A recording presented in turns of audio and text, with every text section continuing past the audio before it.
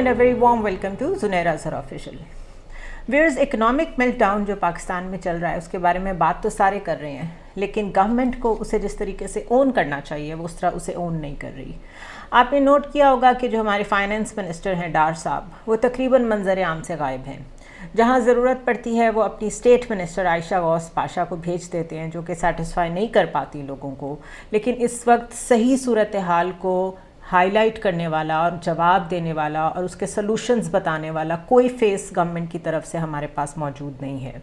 कहा यह जा रहा है कि सरकारी महकमों में माली इमरजेंसी लगा दी गई है, यानी कि सरकारी महकमों के पास ख़ुद को चलाने के लिए पैसे नहीं है. मिनिस्ट्री ऑफ रेलवेज़ पहले ही ये बात डिक्लेयर कर चुकी है कैटेगोरिकली, और हमने कुछ दिन पहले मैंने वीडियो भी की थी जिसमें वजारत ख़ारजा के पास भी अब पैसे नहीं थे अपने डिप्लोमेटिक कोर को प्रोवाइड करने के लिए. इसके अलावा जो आटे का बहरान है वो बहुत शदीद हो गया है. गवर्नमेंट इंपोर्ट भी नहीं कर रही, फेडरल गवर्नमेंट, और पंजाब में जो स्टॉक्स हैं वो बहुत लो रह गए हैं. रोटी बहुत महंगी बिक रही है, जो 10 रुपए की होती थी वो तकरीबन 15 रुपए की है. और ये भी मैं आपको रैंडम फिगर दे रही हूँ बिकॉज़ हर जगह लोग कोई प्राइस कंट्रोल तो है नहीं, अपनी मर्ज़ी की प्राइसेस ले रहे हैं. इसके अलावा जो लोग सरकारी प्राइसेस पे भी आटा ख़रीदने की कोशिश कर रहे हैं उनका भी कहना है कि वो नहीं मिल रहा. लाजमी बात है, ब्लैक हो रहा होगा, होर्डिंग हो रही होगी, और जो कॉमन प्रैक्टिसेस हैं हमारी सोसाइटी की वही चल रही होंगी. गैस का बहरान सख्त है, आपके सामने है, और इस वक्त जो बिजली की लोड शेडिंग है वो भी बहुत ज़्यादा है. हर 2 घंटे में 3 घंटे में बिजली जा रही है. And this is not understandable at all कि जब गैस भी नहीं है, इलेक्ट्रिसिटी भी नहीं है, तो इंडस्ट्रीज़ कैसे चल पाएंगी. इसके अलावा 4 साल में कम से कम हमने बिजली की और गैस की ऐसी लोड शेडिंग तो नहीं देखी थी. तो वाई फॉर एवरीथिंग, जो मैं आगे जाके बयान करूँगी, हर चीज़ के लिए जो ब्लेम किया जा रहा है वो पिछली गवर्नमेंट को ब्लेम किया जा रहा है जो कि 4 साल की थी. और 4 साल में बहरहाल कोविड के बावजूद हमने ऐसे हालात नहीं देखे थे. आटा, दाल, चावल जो बड़ी स्टेपल फूड है, पेरिशेबल आइटम्स हैं, इनमें 60 to 80% इजाफ़ा हुआ है. दहशतगर्दी अपनी जगह है और गवर्नेंस कहीं नज़र नहीं आ रही है. जो इकोनॉमिस्ट हैं वो ये कह रहे हैं कि इस वक्त जो पॉलिटिशियंस हैं उनको ये फ़ैसला करना है कि उन्होंने अपना पॉलिटिकल कैपिटल बचाना है या उन्होंने मुल्क बचाना है. पॉलिटिकल कैपिटल से मुराद ये है कि अपना वोट बैंक या कुछ ना कुछ ऐसी कोशिशें करते रहना जिससे इंतखाबात डिले हों, वो कुछ ना कुछ डेवलपमेंट प्रोजेक्ट्स ऐसे कर दें या फंड्स ऐसे तकसीम कर दें जिससे ये चांसेस बढ़ जाएं कि उनको वोट मिलेंगे. इसको पॉलिटिकल कैपिटल कहते हैं. कि इसको बचाना है या मुल्क को बचाना है. अगर मुल्क को बचाना है तो हमारे पास सिवाय IMF के पास जाने के कोई और रास्ता नहीं है. ये शायद कोई अच्छी ऑप्शन नहीं है, लेकिन ये हकीकत है और इसको जितनी जल्दी मान लिया जाए उतना बेहतर है. क्योंकि एक रिपोर्ट के मुताबिक पाक रुपी में जितना डिज़ास्टर आया है और जितना उसकी वैल्यू कम हुई है, उससे आपकी करेंसी में लोगों का कॉन्फिडेंस ख़त्म हो जाता है. इन्वेस्टर का भी, चाहे वो लोकल हो, और बाहर से तो आने का सवाल ही पैदा नहीं होता. जब ऐसे लोग जिनके पास बहुत पैसा है उनका अपनी लोकल करेंसी में कॉन्फिडेंस ख़त्म हो जाता है तो फिर वो लिक्विड एसेट्स की तरफ जाना शुरू हो जाते हैं, जिसमें डॉलर सबसे इजीली अवेलेबल चीज़ है. वो डॉलर परचेज़ करना शुरू कर देते हैं, जिसकी वजह से आपने देखा है कि फिर इवेंचुअली डॉलर भी मार्केट में नापैद हो जाता है, गायब हो जाता है. तो बेसिकली या वो स्मगल हो जाता है या वो ख़रीद लिया जाता है, उसकी भी होर्डिंग हो जाती है. उसके बाद लिक्विड एसेट्स की तरफ जब आप देखते हैं लोग चले गए हैं और डॉलर भी कम हो गया है, ड्राई अप हो गया, तो फिर गोल्ड की बाइंग शुरू हो जाती है. लोग सोना ख़रीदना शुरू कर देते हैं. और इस वक्त आप गोल्ड की प्राइसेस भी देखें तो आपको अंदाज़ा होगा कि वो प्राइसेस इतनी ज़्यादा हैं कि वो एक ख़ास तबका ही है जो ख़रीद सकता होगा. और उसके बाद एंड में जो सबसे ज़्यादा एक डिज़ास्टर वाली सूरत हाल होती है वो होती है पेरिशेबल आइटम्स की होर्डिंग, जिसकी मैं भी बात कर रही थी. यानी रोज़मर्रा इस्तेमाल की चीज़ें भी लोग घरों में फिर जमा करना शुरू कर देते हैं. ताजिर बरादरी अपनी जगह होर्डिंग करना शुरू कर देती है. ज़रूरत के लिए जो मिडिल क्लास और लोअर मिडिल क्लास के लोग हैं या बिल्कुल ही लोअर क्लास के लोग हैं, उनको ये लगता है कि पता नहीं है कब तक अवेलेबल है, वो भी होर्डिंग शुरू कर देते हैं. That is when there is a chance कि आपकी सिविल वॉर शुरू हो जाए. और सिविल वॉर भूख के लिए अगर शुरू हो तो वो डिज़ास्टर होती है किसी भी मुल्क के लिए. ये इस वक्त सूरत हाल है हमारे मुल्क की इकॉनमी की. While this is going on, हम टेररिज्म से भी लड़ रहे हैं, اور اس کے ساتھ ساتھ ہم انٹرنیشنلی دوبارہ ریکنیکٹ کر رہے ہیں یو ایس کے ساتھ. افغانستان کا بارڈر ہاٹ ہوا ہے. انڈیا کے ساتھ ہمارے کبھی بھی اچھے تعلقات نہیں تھے. ایاز صادق کہتے ہیں کہ موجودہ دہشت گردی کا ذمہ دار عمران خان ہے. وہ کیوں؟ وہ اس لیے کہ جو ایک طرح کے ٹی ٹی پی کے ساتھ تعلقات سٹارٹ ہوئے, بات چیت سٹارٹ ہوئی, نیگوسیشن سٹارٹ ہوئی جب طالبان کی گورنمنٹ بن گئی افغانستان میں, تو وہ عمران خان کا دور تھا. Now we all know and this is no hidden secret کہ ان کے ساتھ مذاکرات کوئی سول گورنمنٹ تو کر نہیں رہی تھی. یہ فوج کا پریروگیٹو ہے ہمیشہ سے پاکستان میں, فوج ہی کر رہی تھی. لیکن پالیٹکس کرنے کے لیے ایاز صادق کا کہنا یہ ہے موجودہ دہشت گردی کا بھی ذمہ دار عمران خان ہے. اس کے علاوہ شہباز شریف کہتے ہیں کہ ان کو حلف اٹھاتے ہوئے معیشت کی تباہی کا اندازہ ہی نہیں تھا, اور اگر انہیں اگلے 5 سال مل جائیں تو تقدیر بدل دیں گے وہ ملک کی. اور وہ یہ بھی کہہ رہے ہیں کہ میں نے ملک کو دیوالیہ ہونے سے بچا لیا ہے. یہ ساری صورتحال آپ کے سامنے ہے, اور لگتا یہ ہے کہ بیسکلی مسلم لیگ نون بھی اور پیپلز پارٹی بھی ہر کوئی الیکشن کیمپین کر رہا ہے. اور وہ جو اکانومسٹ کہہ رہے ہیں کہ اپنا پولیٹیکل کیپٹل بچانے کے لیے ملک کو داؤ پہ لگایا ہوا ہے, وہ بات ٹھیک ہے. سندھ میں تو ہم بہت عرصے سے دیکھ رہے ہیں کہ میکسیمم کوشش کی جا رہی ہے کہ بلدیاتی الیکشنز نہ کرانے پڑیں. ایونچولی جو اسلام آباد کے بلدیاتی الیکشن تھے وہ بھی لاسٹ مومنٹ میں گورنمنٹ کامیاب ہو گئی ہے ڈیلے کرانے میں, جس سے پتہ چلتا ہے کہ گورننس میں بھی ایک اسٹیگننٹ ویو آف تھنگس ہے کہ بس کوئی چیزیں کسی ایسے چیلنجنگ ڈومین میں نہ جائیں جہاں پہ ہمیں شکست کا سامنا کرنا پڑے. کیونکہ جو بائی الیکشنز میں میسج کیا ہے گورنمنٹ کو, پی ڈی ایم کو, نون لیگ کو, پی پی پی کو, وہ یہی تھا کہ شاید ان کا پولیٹیکل کیپٹل جو ہے وہ کافی حد تک کمپرومائز ہو چکا ہے. تو اب وہ مزید ایسے کوئی الیکشنز نہیں چاہتے کسی بھی لیول پہ جس سے ان کو کوئی سبقت اٹھانی پڑے, جس سے ان کو کوئی شرمندگی اٹھانی پڑے, ان ادر ورڈز.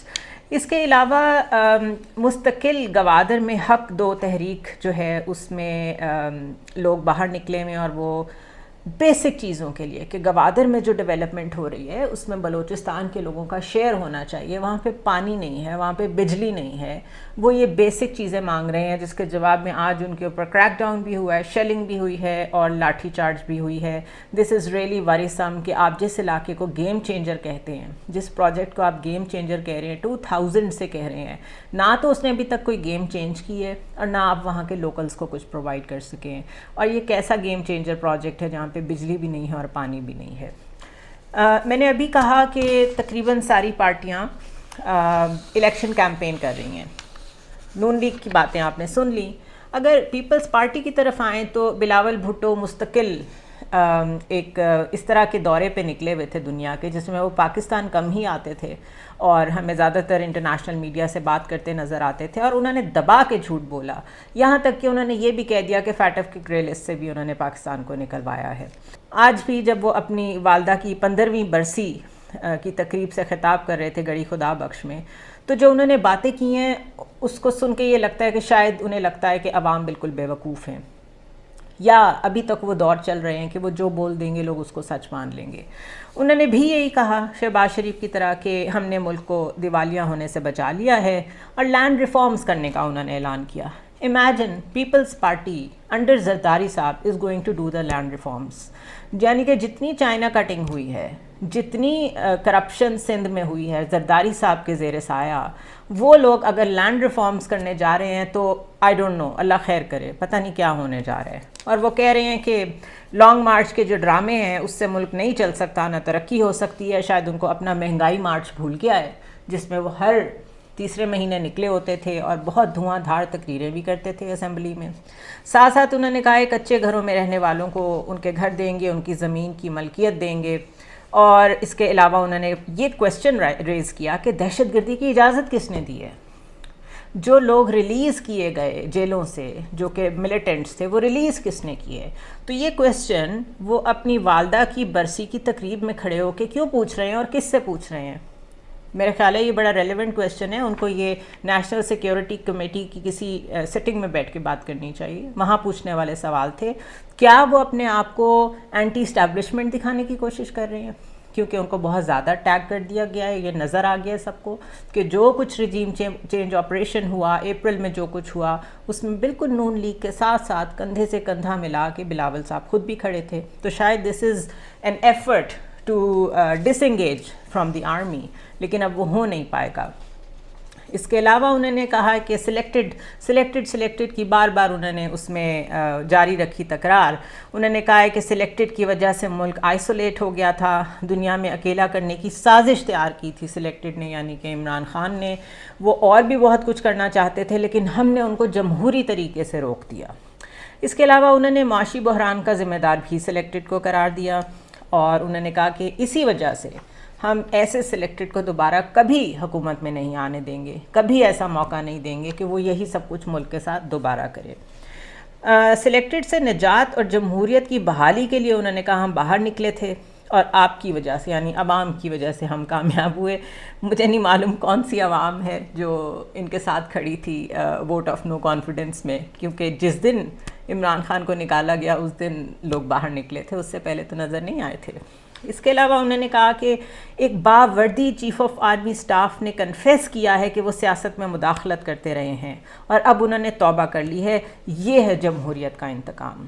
یعنی اتنے احسان فراموش ہیں ان دا ورڈز آف پرویز الہی کہ جن جنرل باجوہ نے ان کو بالکل اپنے بیٹوں کی طرح، بالکل پرنس کہتے تھے وہ ان کو، اور ان کی جتنی پیٹرنیج انہوں نے کی ہے کسی سے ڈھکا چھپا نہیں ہے، اور آج وہ سیٹ پہ نہیں ہیں تو یہ ان کو بھی یوز کر رہے ہیں اپنی پالیٹکس میں۔ میرے خیال ہے اگر زرداری صاحب کی صحیح ریپرزنٹیشن ان کی اولاد میں سے کوئی کر رہا ہے تو وہ بلاول ہیں۔ وی کین اونلی وش کہ بے نظیر سے بھی کچھ سیکھا ہوتا انہوں نے۔ اس کے علاوہ انہوں نے یہ بھی کہا کہ یہ جیالوں کا انتقام ہے، اور یہ صرف جیالوں کی ہی بس کی بات ہے کہ وہ اس ملک میں جمہوریت کو جتنی بار نقصان پہنچے وہ اس کو ریسٹور کر سکیں۔ اور انہوں نے کہا ہم یہ انشور کریں گے کہ ادارے آئندہ اپنے ڈومین میں رہ کے کام کریں۔ عمران خان کو وہ مستقل مشرف کی باقیات کہتے رہے، اور انہوں نے کہا کہ اب کبھی مداخلت نہیں ہو سکے گی جمہوری نظام میں، اور وہ یہ بھی چیلنج کرتے رہے کہ آپ چھپ چھپ کر ویڈیو تقریریں کیوں کرتے ہیں عمران خان صاحب، جس طرح کھل کے محترمہ بے نظیر بھٹو باہر آتی تھیں تھریٹ کے باوجود، اس طرح باہر آئیں اور فیس کریں لوگوں کو۔ تو میرے خیال ہے انہوں نے گولیاں کھائی ہیں، وہ بچ گئے ہیں، کیا یہ ان کا جرم ہے؟ تو بہت ہی بچکانہ اسکرپٹ رائٹر ہے ان کا جو بھی ہے، اسپیچ رائٹر۔ اس کے علاوہ انہوں نے کہا ہے کہ وہ ہر جلسے میں آرٹیکل 6 کے مرتکب ہوتے ہیں، کیونکہ وہ بار بار اسٹیبلشمنٹ کو کہتے ہیں کہ آپ آئیں اور آئین توڑ کر ہمیں بچائیں۔ اسٹیبلشمنٹ کو ورگلا رہے ہیں کہ تاکہ دوبارہ سے ایک دفعہ میرے عزیز ہم وطنوں ہو سکے۔ اس کا ہمیشہ کے لیے بندوبست کرنے کو ہم تیار ہیں، اور ہم ان کو بار بار کہہ رہے ہیں کہ آپ آ کے پارلیمنٹ میں بیٹھیں، نیب ریفارمز میں اپنا حصہ ڈالیں، کیونکہ ہم نہیں چاہتے کہ آپ کے ساتھ بھی وہی کچھ ہو جو آپ نے ہمارے ساتھ کیا۔ اور انہوں نے مریم نواز اور زرداری صاحب کی بہن کو کہا کہ آپ کو کسی کی بہن بیٹی کا بھی خیال نہیں ہے، آپ نے ان لوگوں کو بھی گرفتار کیا۔ شاید وہ بھول گئے کہ یہ بہن بیٹی کا معاملہ نہیں ہے، یہ کرپشن کے معاملات تھے، ان پہ کیسز تھے۔ اس کے علاوہ جو چیز انہوں نے بہت فخر سے کہی وہ یہ کہی کہ وائٹ ہاؤس نے نہیں، بلاول ہاؤس نے آپ کو نکالا ہے۔ 4 سال میں جو کچھ ہوا اس کی وجہ سے پاکستان اس وقت معاشی کرائسس میں بھی ہے اور خارجہ امور میں بھی آئسولیٹڈ ہے۔ انہوں نے کہا اب ہم جب جاتے ہیں دنیا میں تو آنکھوں میں آنکھیں ڈال کے بات کرتے ہیں، جب انڈیا وار کرتا ہے تو ہم ان کو بے نقاب کرتے ہیں، اور میں شہیدوں کا نمائندہ ہوں۔ سلیکٹڈ کو چاہیے کہ وہ ریٹائر ہو جائیں، نوجوانوں کو موقع ملنا چاہیے، اور بزرگ جو چل نہیں سکتے ان کو گھر بیٹھنا چاہیے۔ یہ تقریر تھی بلاول بھٹو کی۔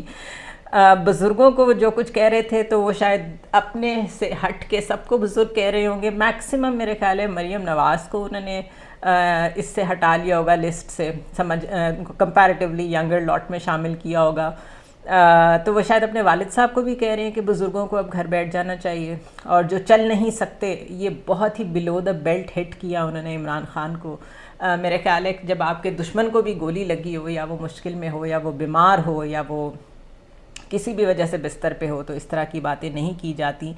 لیکن یہ پوری ایک الیکشن کیمپین کی تقریر تھی، اور بے نظیر بھٹو ہی کیونکہ اصل کیپٹل ہے پیپلز پارٹی کا، انہوں نے خود تو آج تک کچھ ڈیلیور نہیں کیا عوام کو، تو اس کے ارد گرد سیاست کر کے بھرپور ایک کوشش کی جا رہی ہے کہ سندھ میں کچھ ڈیولپمنٹ پروگرامز چلائے جا سکیں۔ بھٹو صاحب کے بہت جو فیمس لینڈ ریفارمز تھے، حالانکہ ان کی حقیقت کچھ اور تھی، اس کا بھی ذکر ہو گیا اس میں۔